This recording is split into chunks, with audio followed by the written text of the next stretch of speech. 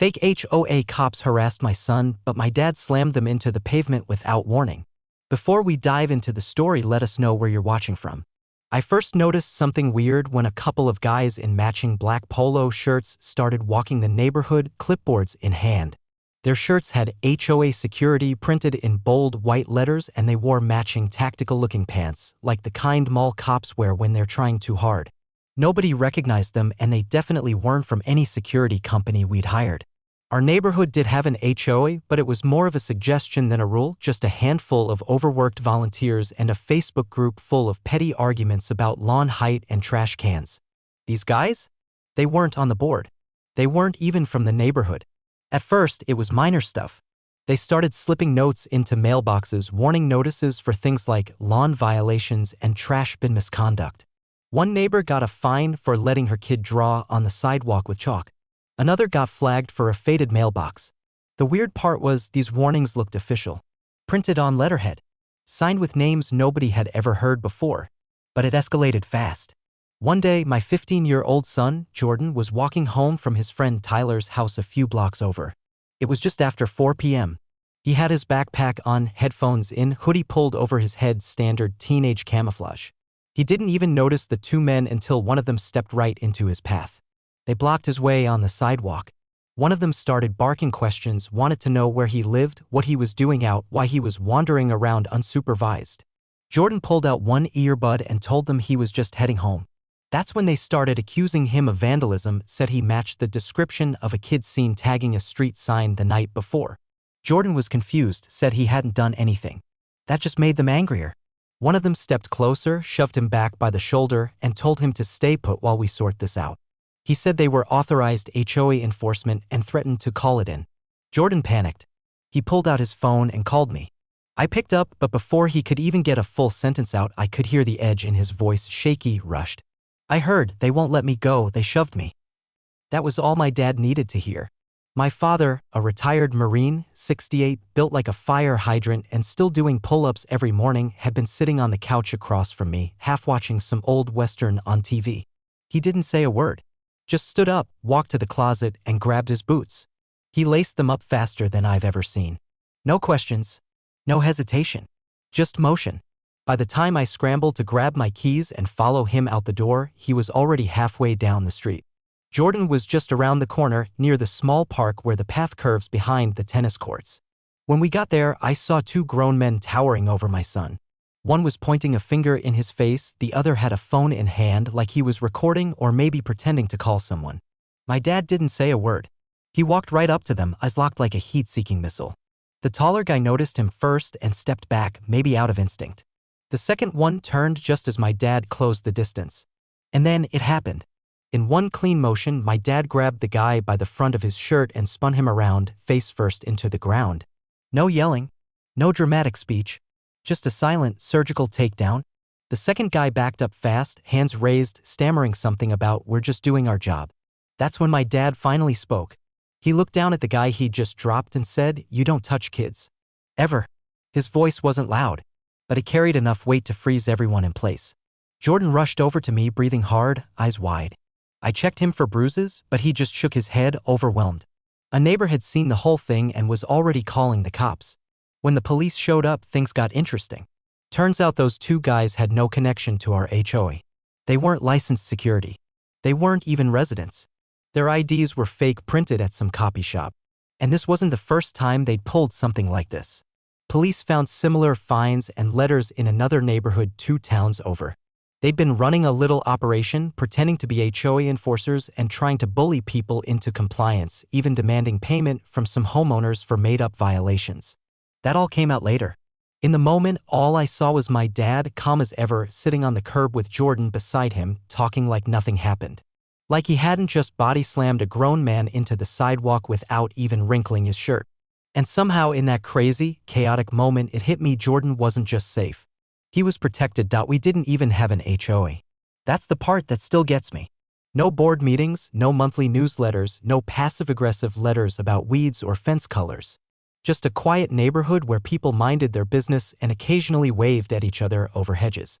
So when two men and a woman started walking around wearing reflective vests that said HOA Authority in bold across the back, everyone just assumed something had changed. Maybe a committee had formed. Maybe someone voted on something and we all missed it. I mean, no one wants to be the one neighbor who's out of the loop. They showed up on a Wednesday. They had clipboards, radios, and even wore little badges clipped to their belts, the kind you'd see at a convention or maybe from an office supply store. They didn't knock on doors, not at first. Instead, they stood on corners, watched people, and took notes. I caught one of them writing something down while staring at Mrs. Connor's cracked driveway. She was in her 70s, and I knew for a fact that driveway had been like that for 15 years. That weekend, they stepped it up. They started approaching people. First the dog walkers. Then parents unloading groceries. But the ones they went after the most were the kids. That's where my son comes in. His name's Isaac. 16. Loves skateboarding, horror movies, and somehow still eats peanut butter and jelly like it's a delicacy. He's quiet, polite, and not the kind of kid who ever causes trouble. He was skating down to the corner store to grab a soda when they stopped him. All three of them said they needed to document his presence. One of them pulled out a phone and started recording him, right up in his face, accusing him of grinding the curb near the mailbox. Isaac didn't even know what they were talking about. That mailbox had been bent since before we moved in. They didn't touch him, but they blocked his path, surrounded him, wouldn't let him leave until he gave his name. One of them said, "We'll be reporting this to the homeowners board." Isaac came home shaking.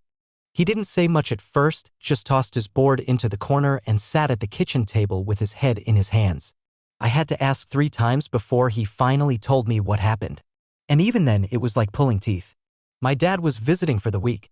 He'd been sitting out on the back porch reading the paper like he always does, folding it neatly after every page like it's a ritual. But he heard the story and I watched something shift in his eyes. Now, you have to understand something about my dad. He's not the loud, confrontational type. Doesn't like drama. Doesn't even honk when someone cuts him off in traffic. But when it comes to family, there's a line. And these people had crossed it. He didn't say much. Just stood up, grabbed his keys, and muttered, "I'm gonna take a drive." I followed him outside, asking where he was going, but he was already backing out of the driveway. Calm, steady, like it was just another trip to the grocery store. Only difference was the way his jaw was set. Tight. Focused. I knew exactly where he was headed. The cul-de-sac down the street. That's where they'd been gathering. Setting up shop like they were running some kind of neighborhood watch headquarters. One of them had even brought folding chairs and a portable cooler like they were planning to be there all day. By the time I caught up with him on foot, it had already happened. One of the teens from 2 blocks over, a kid named Eli, was standing there, visibly upset. One of the fake HOA enforcers, the tall one with the scruffy beard, was pointing in his face, holding up a phone like he was threatening to post the video somewhere. Eli kept saying he didn't do anything. He'd just been walking back from the park. That's when my dad walked up behind them. No yelling, no threats, just a quiet approach. And then, in one smooth motion, he grabbed the tall guy by the collar and spun him around. The guy tried to resist, tried to push back, but it was useless. My dad dropped him like a sack of potatoes, flat on his back. The phone clattered across the pavement. The woman screamed something about calling the cops. My dad just looked at her and said, "Good. Please do." A couple neighbors had already started gathering. Some pulled out phones. One of them called 911. The tension cracked open fast. When the police arrived, the story unraveled almost instantly. The badges? Fake. The vests? Bought online. The homeowners board they kept mentioning didn't even exist. They weren't hired by anyone. They didn't live there. They'd been trying to intimidate families, especially ones with younger kids or elderly homeowners, into thinking there were new rules, new fines, new penalties. They even had paper forms ready to hand out violation citations with blank spaces for dollar amounts. It was all a scam. They were building pressure, waiting until they had enough fear going that they could start collecting money. But they picked the wrong street, the wrong kid, and definitely the wrong grandpa. My son, Lucas, was just trying to get to his friend's house down the street. It was early evening, still light out. The air smelled like cut grass and barbecue, and a couple of younger kids were running around with water guns near the sidewalk. It was one of those easy suburban afternoons where nothing bad is supposed to happen. He had just turned 15 that summer. Still at that age where he was finding his voice, figuring himself out. Not quite a kid anymore, but not grown either. He was riding his bike, coasting down the hill with his backpack bouncing behind him when a white SUV pulled up alongside him. It didn't have any official markings, just one of those magnetic stickers slapped on the side. It read, Neighborhood Enforcement Division, in cheap, blocky letters. Two men stepped out wearing neon yellow vests and dark sunglasses, like they were trying to look important. One of them walked into the bike path and held up his hand like he was directing traffic. Lucas slowed down, confused, and stopped. The taller guy, maybe mid-40s, buzz-cut, big arms, stepped right up to him and asked, "What are you doing here?" Lucas blinked. "I live here," he said. "I'm just going to my friend's house." "Which house?" the guy snapped back. "Name and address." Lucas didn't answer right away. He didn't know who these guys were. He looked around for someone familiar, but the sidewalk was mostly empty. The second guy circled around behind him and said, "Let me see your ID." Lucas shook his head. "I don't have to show you anything." That's when it turned. The first guy stepped in closer, way too close, and said, "You're trespassing on private property. You match the description of a vandal we've been monitoring." Lucas tried to pedal away, but one of them reached out and grabbed his handlebar. The bike wobbled and stopped. Lucas raised his voice, not yelling, but loud enough to attract attention. That's when Mrs. Caldwell, our neighbor 2 doors down, walked out onto her porch. She saw what was happening and immediately took out her phone. Lucas recognized her and called out her name. "She called me first.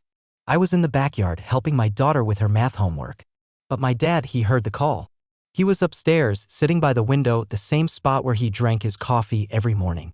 He'd been a police officer for almost 30 years. Retired now, but the switch in his head still flipped on like clockwork when something didn't feel right. I didn't even need to ask. He was already lacing up his boots. He didn't run. He didn't rush. He just moved with that steady, locked-in pace like he knew exactly what he was about to walk into. By the time I caught up to him on the sidewalk, he was already crossing the street. The 2 men still had Lucas stopped, still blocking him in like they were interrogating a suspect. One of them had his hand on Lucas's arm, holding him in place. That was the last mistake they made.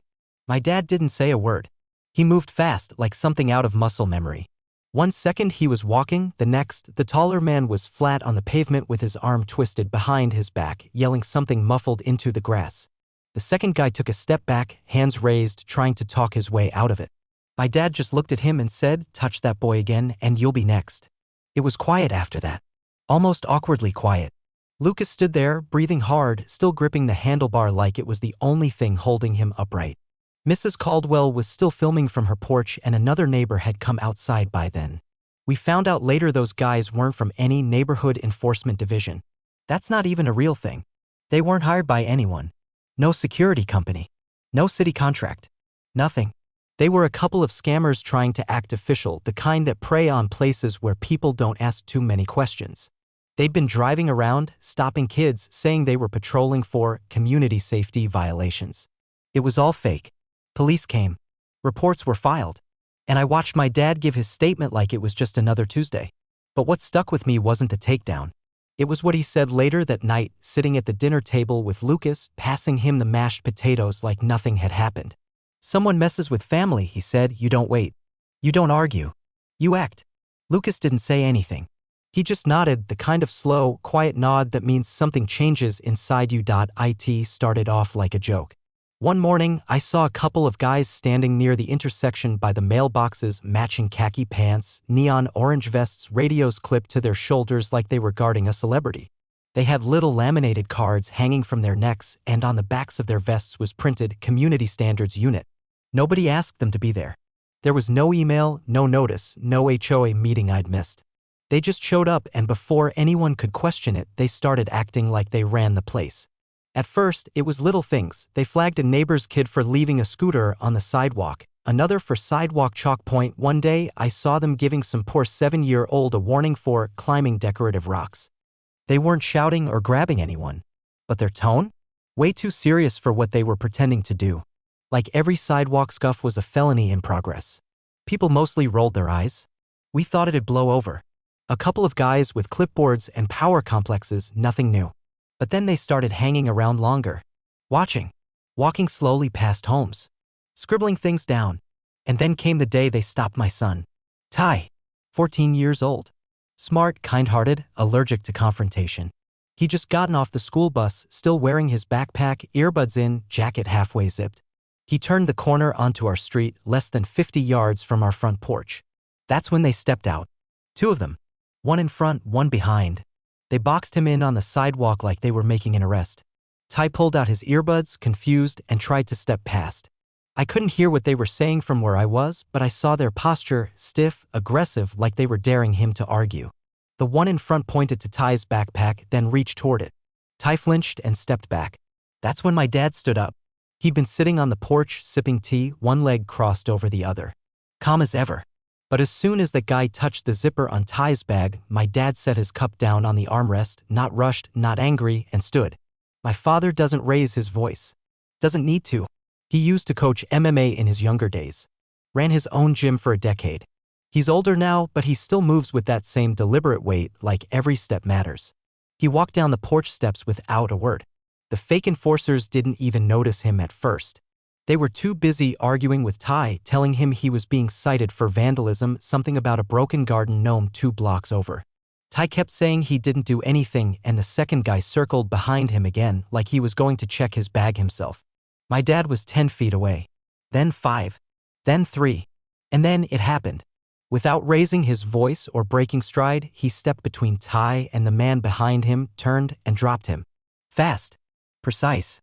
No warning. One clean sweep of the leg, a pivot, and the guy hit the ground with a heavy thud. No yelling. No dramatic speech. Just the crack of a grown man's pride hitting concrete. The second guy froze. My dad looked at him and tilted his head, that's all it took. He backed away with his hands in the air, mumbling something about a misunderstanding. Ty stood there, frozen, still gripping his backpack straps like they were handles to reality. People started coming out of their houses. One neighbor had caught the whole thing on video. Another was already calling the police. Later, we'd find out that the so-called Community Standards Unit wasn't just making things up, they were actually knocking on doors, claiming homeowners owed dues. They even had fake invoices printed, threatening compliance penalties if people didn't pay within 10 days. Most folks ignored them. Some didn't. They'd already collected over $1,000 across the block. It was a full-on scam, dressed up in reflective vests and official-sounding nonsense. But none of that was known yet, not in that exact moment. All I knew was that my dad, who hadn't thrown a punch in years, had just made sure my son wasn't going to be the next name on some fake report. And Ty? He didn't say much when we got back inside. But when my dad sat back down in his chair and picked up his tea like nothing had happened, Ty looked at him like he was seeing him for the first time. The van pulled up right behind my son, just as he turned the corner onto our street. It was white, unmarked except for a large magnetic decal slapped on the side that read HOA Patrol, Authorized Vehicle, in dark blue letters. The lettering looked half-peeling, like someone had rushed the job. There was a yellow caution light mounted on top, but it wasn't flashing. My son, Micah, didn't think too much of it at first. He's 16, pretty level-headed, walks home from school most days with his hoodie up, earbuds in, and backpack slung low like most kids his age. He wasn't doing anything wrong. Just cutting across the back lot near the clubhouse the way he always does. The van slowed behind him. Then it stopped. Micah noticed it after a few seconds. When he turned to look, the passenger window rolled down and one of the men inside called out, "Hey, we need to speak with you." Micah paused. "About what?" "You were seen acting suspicious near the clubhouse. We've had reports." Micah just blinked. Suspicious? All he'd done was walk home. "We're with the HOA," the man said again, this time flashing what looked like a badge, a shiny square inside a plastic sleeve, just long enough for Micah to see it before it disappeared again. Then the driver added, "Let us check your bag, and you can go." Micah stepped back. He didn't argue. Didn't curse. Just said no quietly but firmly. He turned and walked away fast. They didn't follow him on foot. Just idled for a second, then slowly rolled down the street. But they stared the whole time. No smile. No wave. No neighborly politeness. When Micah got home, he didn't come through the front door. He slipped through the side gate, went straight around back, and knocked on the sliding glass door. I was in the kitchen. He looked pale. I asked what was wrong, and he told me everything: the van, the badge, the bag search. His voice was steady, but I could see it in his eyes. He was shaken. My dad was upstairs. He'd been staying with us for a couple of months since his knee surgery. Retired firefighter, still had that ready-for-anything presence even when he was limping around in sweatpants. Quiet guy, not the loud or dramatic type, but when he heard Micah's story from the top of the stairs, I swear he was downstairs faster than I thought his knees could move. He didn't say much. Just asked, "What time did this happen?" Micah said it was about 15 minutes ago. My dad walked straight over to the living room cabinet, pulled out the tablet linked to our security cameras, and rewound the front-facing footage. And there it was. Clear as day. That white van slowing down at the corner. Two men inside. One with a clipboard, the other leaning halfway out the window. At one point, you could see the passenger try to open the door before changing his mind. Zoom in, my dad said. I did. The magnetic logo was their HOA patrol, but everything else about that van felt off. No license plate on the front. No proper decals. Just that sketchy badge and an attitude. He watched the footage again. And then again. And then he stood up. Didn't put on his shoes. Didn't grab a jacket. He just stepped out the front door barefoot and walked straight toward the street like he already knew where they'd be. And he was right. The van had parked down at the cul-de-sac, engine still running. The two men were outside now, standing near a row of mailboxes. Pretending to inspect something. Still wearing those cheap badges. Still trying to look official. I followed behind him, but I stayed back. The taller guy saw him first. My dad walked right up to them and said, "You two talk to my grandson?" The guy smiled fake, wide, corporate smile fake. "We're conducting HOA security rounds, sir. We had a concern." That's all he got out. My dad stepped forward fast. The kind of forward where there's no room for excuses. No time to run. He grabbed the clipboard from the man's hand, tossed it aside, and pressed him back against the van with one arm. The second guy took a step forward, but my dad turned his head and said, "Move," and I drop him. That's when the first guy cracked. "We're not doing anything illegal. You asked to search a kid's bag. You followed him. You flashed a fake badge. That's enough." Neighbors had started to come out by then. Someone was already calling the cops. Another started filming on their phone. Within minutes, patrol cars were on the street. When the real officers showed up and started asking questions, the whole situation unraveled like a cheap sweater. The badges were fake, printed and laminated at a local print shop. The decals were just magnets. The HOA patrol wasn't affiliated with anything. They had no ID, no permits, no contracts. But what they did have? A map in the van. Marked houses. Notes. Times of day. Patterns. It wasn't patrol. It was pre-planning. Turns out this was the fifth neighborhood they'd shown up in over the last 2 months. All with the same setup, fake HOA, clipboards, intimidation tactics. In 2 of those neighborhoods, houses had been burglarized days after they left. Police started connecting the dots right there in front of us. And Micah? He stood on the sidewalk, watching the men get cuffed and loaded into the back of the cruiser. My dad didn't say a word. He just walked back toward the house, calm as ever, like he'd just taken out the trash. It started with a piece of paper, folded neatly and slid under every front door on our street. Looked official, glossy header, fancy font, even a watermark that read Sunridge Hills HOA Resident Compliance Packet. The thing is, we don't live in Sunridge Hills, and we don't have an HOA. But the document was convincing. It had sections, articles, a logo, even a chart of updated behavioral guidelines for neighborhood youth. And tucked in the middle of all the made-up nonsense was one line that made every parent in the neighborhood raise an eyebrow. All minors must be indoors by 6 p.m. to preserve community peace and aesthetics. A curfew. Not a suggestion. Not a safety notice. A rule. Bolded. Underlined. With a threat of enforcement action for those who didn't comply. Most of us laughed it off. Shook our heads and tossed it in the recycling bin. But a few people, especially the newer residents who didn't know the neighborhood didn't even have an HOA, weren't so sure. And the so-called enforcers didn't wait long to make their next move.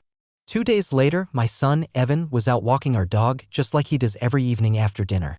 He's 17, quiet, book-smart, and polite to a fault.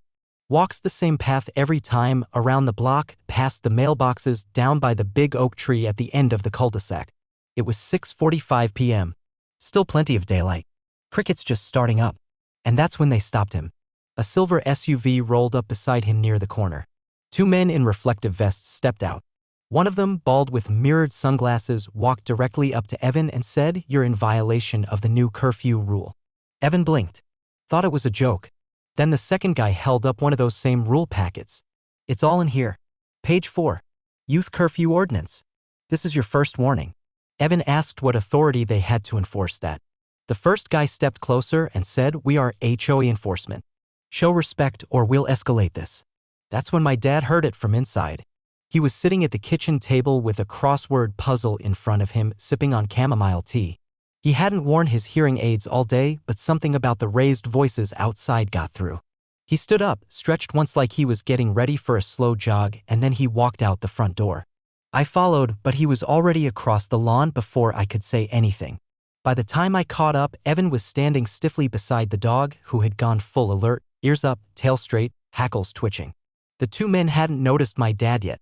He walked right up behind them and said, "You bothering my grandson?"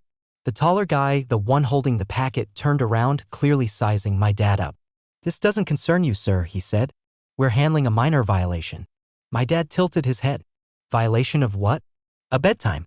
That's when the guy smirked. He actually laughed and said, "Look, Pops, why don't you just head back to your rocking chair?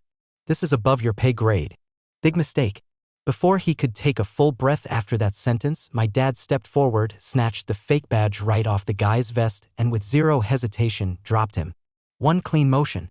Body slammed him flat onto the grass like he weighed nothing. The other guy backed up fast, palms out, trying to talk his way out of it. My dad held up the badge and said, "This look official to you? 'Cause it looks like something a kid printed at Staples." I stood there, mouth half open, trying not to laugh. By that point, half the street had come outside. Someone was recording. Someone else was already calling the cops. The officers showed up within minutes. Took one look at the paper, the badge, the SUV with the mismatched license plates, and the story unraveled right there in the street. There was no HOA. The rulebook was fake. The badge? Straight up plastic with a sticker on it. Turns out the two men had printed hundreds of these packets and were driving neighborhood to neighborhood trying to scare people, especially teenagers, into believing there were new rules. They'd hoped to drum up enough fear that homeowners would start paying compliance fines. One guy even admitted they planned to set up a Venmo QR code the next week. But none of that happened. Because my dad didn't wait for a neighborhood meeting or a formal complaint. He heard his grandson being threatened and he acted. They'd been showing up in neighborhoods all over the county. Different names on their vests. Different vehicles. But always the same setup, 2 or 3 guys, walking around like they owned the block, handing out fake citations, questioning kids, and acting like they had real authority. They called themselves things like HOA Enforcement Unit or Community Peace Officers, but there wasn't a single real credential among them. At first, it was just whispers on social media. Someone in Oak Hill said their son got stopped for riding a scooter too fast.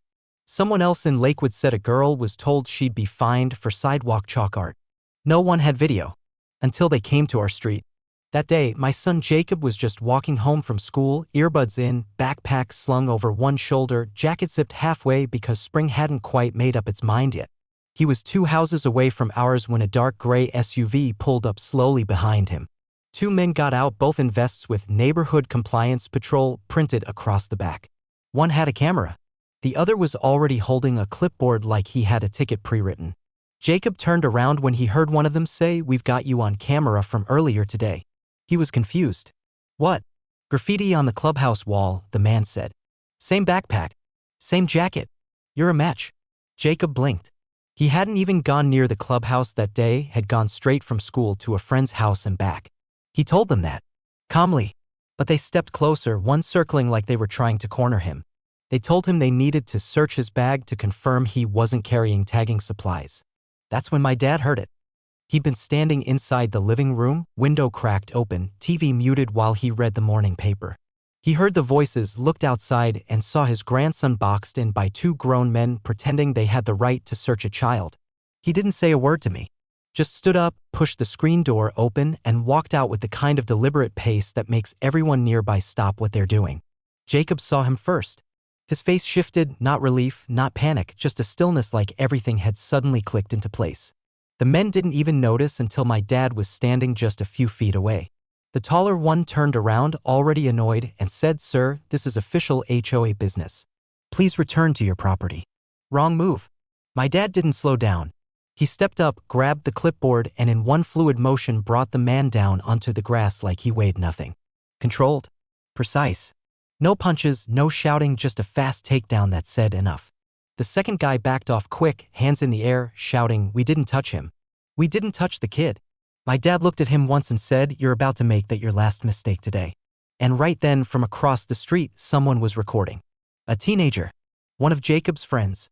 He caught the whole thing on video, from the fake accusation to the silent takedown to the second man tripping over his own feet trying to backpedal away. That video hit Twitter by sunset. By the next morning, it was everywhere. Local news picked it up first, fake HOA patrol confronted by grandfather in dramatic neighborhood showdown. Then the regional outlets got it. Then national blogs. YouTube. Facebook Reels. Reddit. It spread like wildfire. People didn't just watch the video, they shared it. They clipped it. They edited in music. Someone even made a gif of my dad's expression right before the takedown with the caption, "The face of calm consequences." Meanwhile, the police had plenty to work with. The two men were detained that same afternoon. Turns out they'd been running their little compliance scam 4 months, driving from neighborhood to neighborhood, pretending to be part of a fake HOA, threatening kids, filming confrontations, and trying to collect administrative fees from families too scared to ask questions. But this time, they messed with the wrong family. And more importantly, the wrong grandpa. Grandpa had only moved in a few months ago. Retired now, after decades of military service, he wasn't the type to make a fuss. He'd always been a quiet man, the kind who took his time, never rushed, spoke only when he had something important to say. When he arrived, we all assumed it was just temporary, a bit of help after his knee surgery. But as time went on, it became clear he wasn't going anywhere. And honestly, it wasn't just the company we enjoyed. It was his steady presence. The way he'd sit on the porch with a cup of tea, the breeze rustling his graying hair as he kept a watchful eye on everything happening around the block. He never said much, but somehow he always knew what was going on. So when my son, Sam, came running inside one afternoon, his face flushed with frustration, Grandpa was the first one to listen. Sam had been out on his bike like he always was, riding over to a friend's house a few blocks down. He wasn't doing anything unusual, just enjoying the last few days of summer break. But that's when the men in reflective vests stopped him. They didn't introduce themselves, just shoved a fake badge in his face and accused him of stealing mail. "We have reports," they said. "You're caught on camera." Of course, there was no evidence. Sam had been riding his bike down the street, just past the mailboxes, when they stopped him. He tried to explain, but they didn't listen. They just kept accusing him, getting closer, raising their voices. Sam wasn't sure if they were going to escalate things further. But in the end, they walked off, muttering something about filing a report. He came home shaken, his usual calm demeanor nowhere to be found. Grandpa heard the whole thing from his spot on the porch. After Sam finished telling his side, Grandpa didn't rush to speak. He set his tea down carefully on the side table, took a slow breath, and then finally said, "There are times when we let things slide. We pick our battles. But then there are times when you stand up for what's right. For your family. For your honor. And that's one of those times."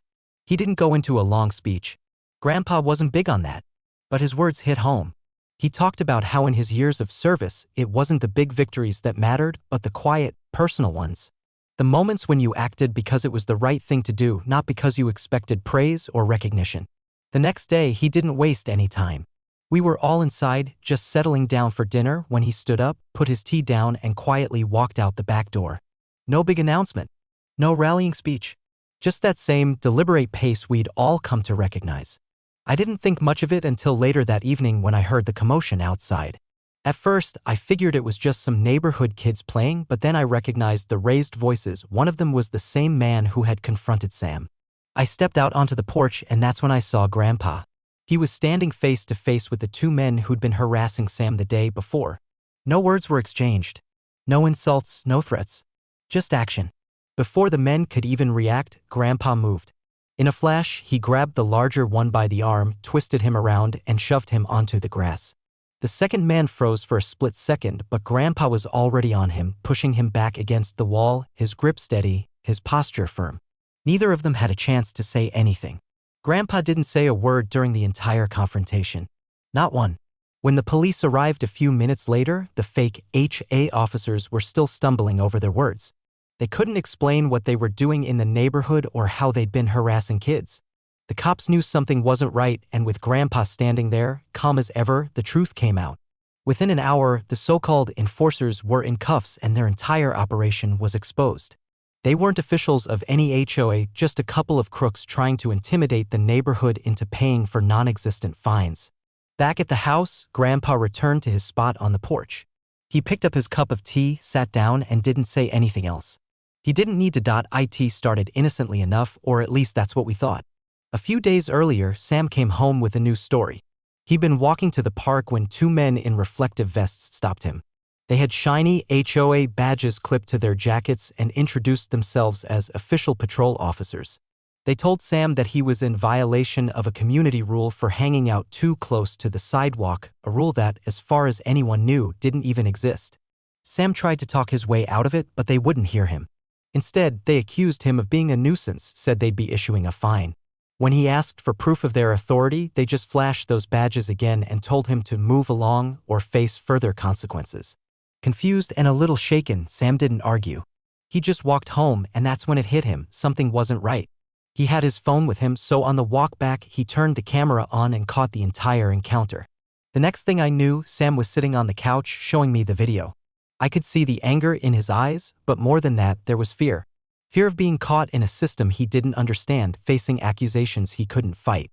I sat beside him, replaying the video, watching the two men in vests as they harassed him, accusing him of things he didn't do, showing no proof, just demanding compliance with their fake authority. But Grandpa was in the kitchen. And when he heard us playing the video back for the third time, he came in. No words. Just walked over and stood behind us, watching the screen.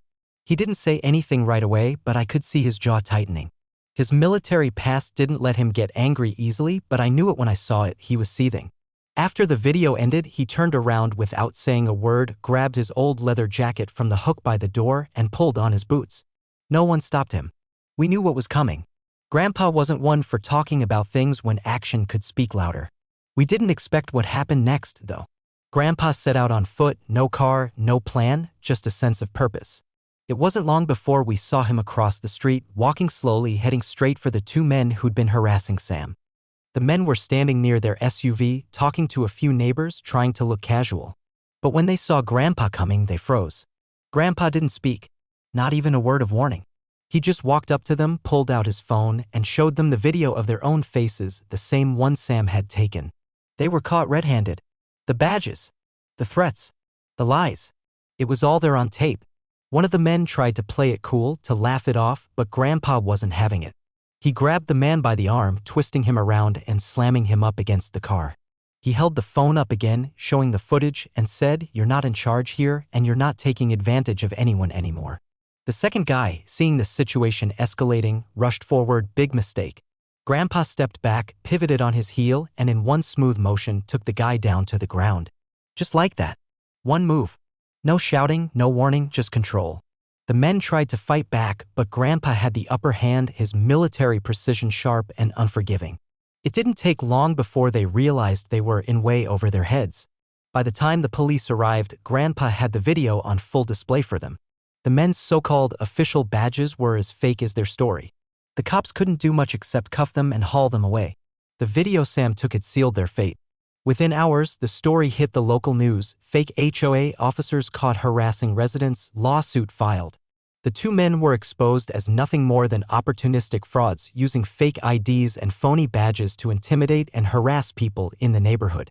They were charged with harassment, identity theft, and fraud. The lawsuit Sam's parents filed was just the beginning. The community rallied around us, backing the case with more video evidence from other kids who'd been harassed. Grandpa didn't make a big deal out of it. He never liked the attention. After everything calmed down, he returned to his spot on the porch, just like always, the same cup of tea in his hand. We all sat back down, and as usual, he didn't say much.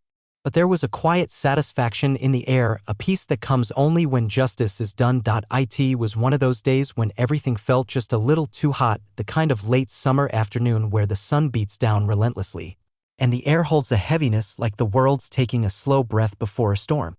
Sam had been looking forward to his friend's pool party all week.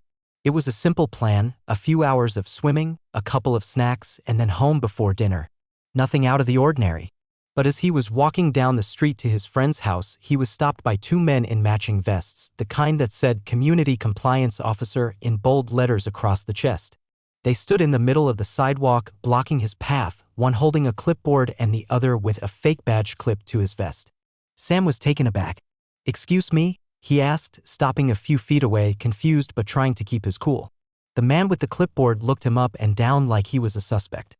"We've received complaints about your behavior. You've been breaking HOA rules. You're not allowed to be outside like that." Sam blinked. "I'm just on my way to a friend's party. What rule am I breaking?" The man's eyes narrowed. "You know the rule. No minors outside after 6 p.m. without adult supervision. You've been warned. There was no such rule in the neighborhood. Sam knew it and I knew it. But these men were acting like they had authority, like they could control what kids did just because they were wearing those ridiculous vests. Before Sam could say another word, one of them stepped forward a little too close for comfort. He grabbed Sam's arm, holding him in place. That's when Grandpa, who'd been out in the garden trimming some of the hedges, overheard the commotion. Grandpa wasn't one to stand by and let anyone mess with his family. He'd been sitting there in the sun, his sleeves rolled up, humming a quiet tune to himself. But as soon as he heard that voice, the authoritative, fake tone the men were using, his whole demeanor shifted. He stood up straight, wiped his hands on the gardening gloves, and walked toward the driveway. His footsteps were firm, deliberate. And as he neared the street, I could see the unmistakable glint of determination in his eyes. By the time he reached Sam, one of the men had a hold of him, pulling his arm like he was trying to force him into some sort of submission. Grandpa didn't say a word. He moved with the calm precision I'd seen 100 times before. His military training kicked in without him even thinking about it. Grandpa stepped in between the two men and Sam, grabbed the wrist of the one holding Sam, and in one smooth motion slammed him to the ground. It was so fast that neither of the men had a chance to react. They both froze, shocked. Sam stumbled back a step, trying to process what had just happened. Grandpa didn't even look at him. His eyes were fixed on the two men, now struggling to get back on their feet. "You pick on the wrong kid," Grandpa said quietly, his voice low and unwavering. "Now you get off the street before you regret it."